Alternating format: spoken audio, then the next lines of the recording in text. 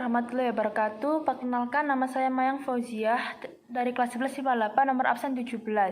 Di sini saya akan mempresentasikan tentang kedatangan sekutu di Indonesia.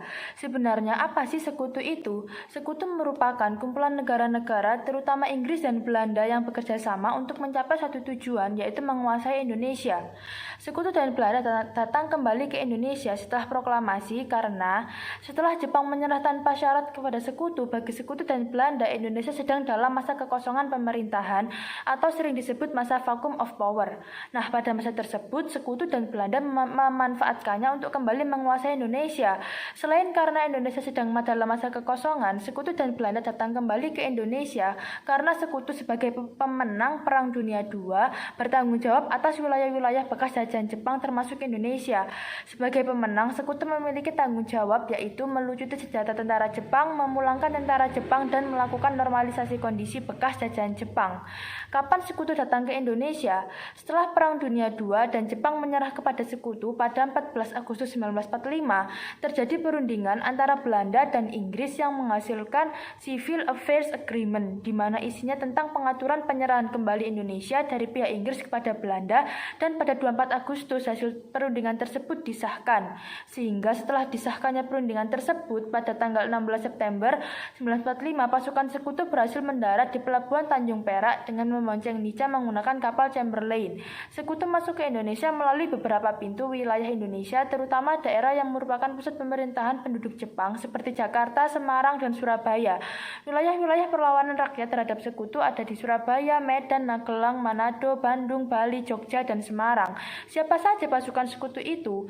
Pasukan sekutu dan Belanda yang datang ke Indonesia disatukan dalam satu organisasi, antara lain NICA atau Netherlands Indies Civil Administration, yaitu tentara Belanda yang ditempatkan di Indonesia.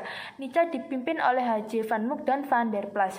Yang kedua yaitu ada AFNI atau Allied Forces Netherlands East Indies, yaitu pasukan sekutu yang bertugas di Indonesia. AFNI dipimpin oleh Letnan Jenderal Sir Philip Christison. Adapun tugas AFNI yaitu menerima penyerahan kekuasaan dari tangan Jepang, membebaskan para tawanan perang dan intimiran sekutu, melucuti dan mengumpulkan tentara Jepang, memulihkan keamanan dan ketertiban, serta mencari dan mengadili para penjahat perang. Ketiga yaitu ada SEAC atau Southeast Asia Command, yaitu pasukan sekutu dari Asia Tenggara yang dipimpin oleh Laksamana Lord Louis Mountbatten. Yang terakhir yaitu bagaimana sekutu datang di Indonesia setelah Jepang kalah dan menyerah tanpa syarat kepada sekutu dalam Perang Dunia II, menimbulkan kekosongan kekuasaan di daerah-daerah kekuasaan Jepang termasuk Indonesia. Sebelum kedatangan sekutu, Indonesia memanfaatkan peralihan kekuasaan yang seharusnya itu Jepang menyerahkan Indonesia ke tangan sekutu, namun dijadikan momentum oleh para proklamator untuk memproklamasikan kemerdekaan Indonesia. Pasca proklamasi, mau tidak mau Indonesia harus berhadapan dengan sekutu karena sekutu ini merasa Indonesia adalah wilayahnya. Nah, ketika Perang Dunia II berakhir, sekutu menjadi pihak yang menang perang. Jadi untuk wilayah Indonesia diserahkan pengawasannya kepada SEAC atau Komando Asia Tenggara di bawah pimpinan Inggris yang dipimpin Mountbatten. Nah, Mountbatten ini mengirimkan 7 perwira Inggris ke Indonesia untuk mempelajari dan melaporkan situasi Indonesia menjelang mendaratnya sekutu ke Indonesia. Setelah ini pada 16 September 1945 datanglah rombongan sekutu ke Indonesia di bawah pimpinan Laksamana Muda W.R. Peterson di Pelabuhan Tanjung Perak. Di sini ikut pula Van der Plas. Siapa Van der Plas itu? Dia adalah wakil dari NICA yang NICA ini tugasnya memulihkan dan mengendalikan pemerintahan sipil di Indonesia. Jadi NICA ini merupakan buatan sekutu, tapi pucuk pimpinan tertingginya orang Belanda yaitu Van Mook. Nah, kenapa NICA ini bisa dibonceng oleh AFNI? Karena sebelumnya antara Inggris dan Belanda itu sudah menyepakati sebuah perjanjian yang isinya tentang penyerahan kembali Indonesia dari pihak Inggris kepada Belanda. Nah, pada 29 September, tibalah rombongan AFNI membonceng NICA di bawah pimpinan Sir Philip Christison. Pada awalnya AFNI diterima baik oleh Indonesia. Hal ini dikarenakan pada 1 Oktober 1945 AFNI mengakui kemerdekaan Indonesia. Bahkan pejabat-pejabat Indonesia ini membantu gugus AFNI. Namun mereka tidak sadar bahwa pejabat yang dibawa oleh AFNI ini adalah orang Belanda, karena memang mereka disiapkan untuk mengambil alih pemerintahan sipil Indonesia.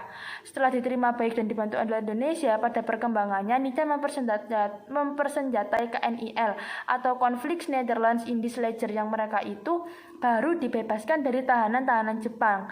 Nah, di berbagai daerah di Indonesia, NICA dan KNIL yang dibantu oleh sekutu ini membantu melancarkan provokasi dan teror terhadap para pemimpin nasional, sehingga pecahlah pertempuran antara Nica dibantu KNIL versus rakyat Indonesia di berbagai daerah. Nah, seperti itu. Sekian dari presentasi dari saya. Apabila ada salah kata, mohon dimaafkan. Wassalamualaikum warahmatullahi wabarakatuh.